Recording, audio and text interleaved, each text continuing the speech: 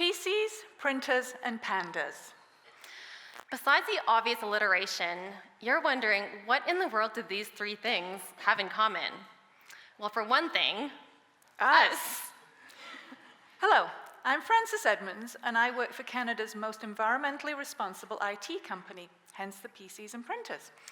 And I'm Adrienne Lo, and I work for one of the world's best-known environmental organizations, WWF, or as we fondly call it, the Panda. Our story is about how two seemingly different organizations partnered to tackle one of the most complicated, if not the greatest, global challenge of our time, and that is to save our planet and to make the shift towards a truly sustainable world. I think we can all agree that part of the solution is to rally and engage as many people as possible to take action. And I think you'll hear today how our unlikely partnership has brought over 1,000 strangers to join forces with us, and that number is growing every day. You'll even hear how we inspired a group of CEOs from some of Canada's top corporations to jump into a frigid Lake Ontario in February, and some of them did it twice. It's crazy. So, to set the scene first on why we all came together in the first place, I'd like to share with you some of the findings from WWF's most recent Living Planet report. So, for over the last 40 years, humanity's demand on nature has exceeded what our planet can regenerate. Today, we would need 1.5 planets to provide the ecological services that we use. We're cutting trees down faster than they mature, harvesting more fish than oceans can replenish, and emitting more carbon into the atmosphere than our forests and oceans can absorb. In other words, we're over-consuming. Now consider this. If everyone in the world lived like us, Canadians, who are especially consumptive, we would actually need closer to 3.7 planets to meet our needs. So pretty daunting, yes, but solutions are within our reach. For instance, the technology, including IT, to get to zero emissions from fossil fuels by 2050 exists, and global investment in renewable energy is increasing every day. But that isn't enough. To be able to make this dramatic shift towards a sustainable economy and world, and within this 2050 timeframe, each and every one of us needs to be aware of and care about the daily choices that we make in our lives. And that includes being better informed about the environmentally responsible alternatives and be empowered to make that sustainable choice. But I estimate that less than 5% of North American adults are environmentally literate, i.e. would know what a carbon footprint is. And WWF estimate that of the billion business decisions made every day in Canada, that's 11,500 a second, very few are being made with the environment in mind. And despite the scale, complexity, and urgency of the issues that we face, less than 3% of all charitable giving in Canada goes towards environmental causes. So Adrienne and I wanted to change all this, and we set our sights on the workplace, and here's why. So research has shown that peer-to-peer engagement is one of the most effective ways to shift behaviors and create new social norms. And the workplace happens to be where most of us spend most of our time. Businesses and workplaces have an increasing need for a social license to operate, as demanded by their customers like you and me.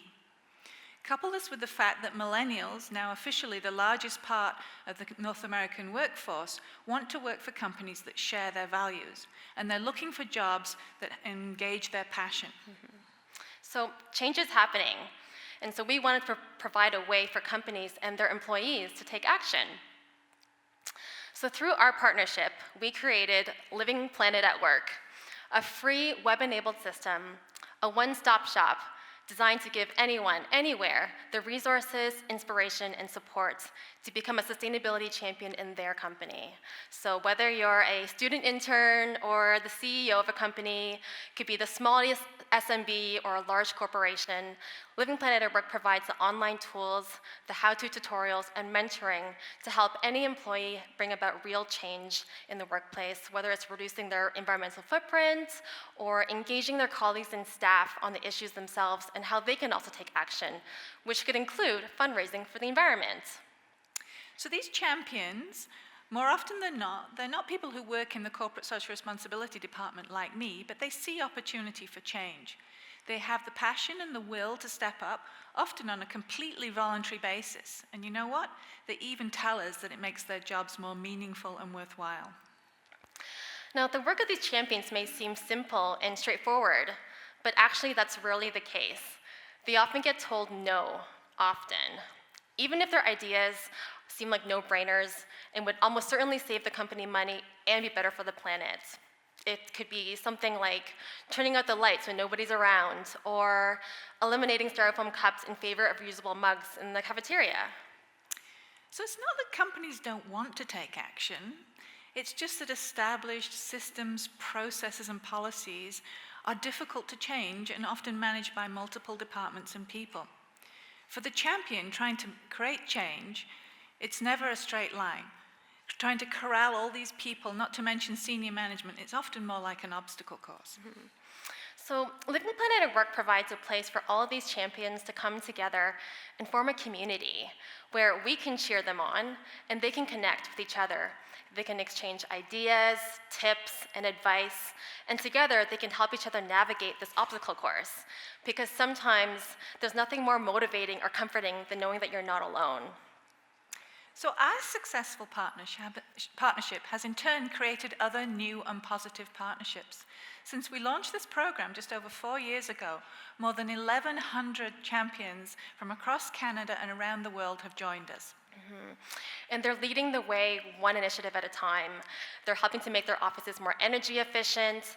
They're reducing the amount of waste that goes to landfill, organizing community cleanup events, just to name a few, and through these activities, engaging the rest of the employees in the company.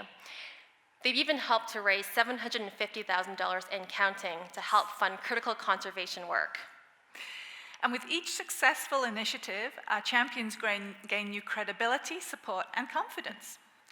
Brilliantly and bravely, these champions are leading the shift towards sustainability at work, which also happens to contribute to the company's corporate social responsibility and employee engagement objectives.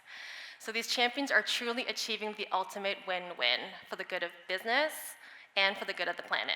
Oh, and Adrienne, there's another win for the champions themselves, who are finding a way to bring purpose and passion into their jobs. Now, back to PCs, printers, and pandas. It may not seem immediately obvious why one of the world's largest IT companies and a global NGO would be working together on this. It may interest you to know that Adrienne is the one with the MBA working for the environmental charity. And Frances is the environmental scientist working for a large multinational corporation. So,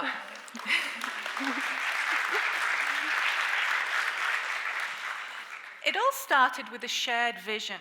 We wanted to mobilize a critical mass of champions across the country in what sustainability and business expert Gregory Unruh calls a sustainability insurgency.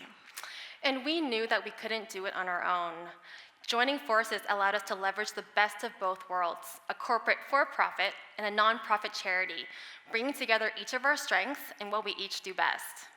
So from our partnership with WWF, HP has tapped into the emotional connection to one of the world's oldest and best-known non-profit brands, the credibility from working for over 50 years to protect the future of nature with an approach that's science-based, collaborative, and solutions-oriented, the expertise in rallying supporters around critical issues like this, and of course a beautifully iconic panda to rally around. And from HP, we were able to access so much more than just a kind of straightforward funding to help us run the program. On top of all of that, we were able to access the company's leadership and core belief in the critical role that business and IT in particular can play to address climate change. Also, the very tremendous impact that a passionate CEO who walks the talk can have to inspire employees as well as other companies to take action. And you hear more about this in a minute. We were also able to make use of existing HP resources that were already there to help us build our program content. So things like HP's carbon footprinting calculator, their expertise in sustainability reporting and metrics, and we even worked together to build a special toolkit for our champions to help green their own company's IT. And on top of all of that, HP has this wonderful setup where each and every employee is given 4 hours of paid time per month to volunteer for a charity. And we made direct use of this. So we had HP volunteers help us spread the word. They joined our program workshops as green IT experts, and they even helped to mentor some of our champions. Our very, very small team with our very limited budget could never have been resourced and supported in this way without them. So finally, one of Living Planet at Work's most talked about events was the day a bunch of top corporate executives and their employees jumped into a frigid Lake Ontario in February. So partnering with Frances and HP brought the first CEO to the table. HP's Lloyd Bryant was literally the first to race into the icy waters, followed closely behind by his employees. And it was his leadership and active participation that also brought other executives on board. And by its second year, we had 75 brave polar dippers come and support this cause to help support Arctic conservation. Including Adrienne and I just have to add. And let me tell you, when it comes to inspiring employees to rally around a cause like this, raising funds and awareness for polar bear conservation, there's nothing more inspiring to get them to jump into a frigid Lake Ontario when it's 22 below zero, nothing more inspiring than seeing your CEO take that plunge. Mm-hmm. So all of this program, engaging all these sustainability champions and executives across the country and beyond, this polar dip, we each could not have done this on our own.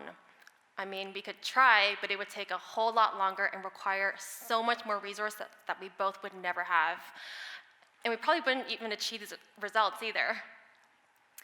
So we're very excited about our progress so far and to experience firsthand the power of unlikely partners coming together and the mounting insurgency of champions across our nation.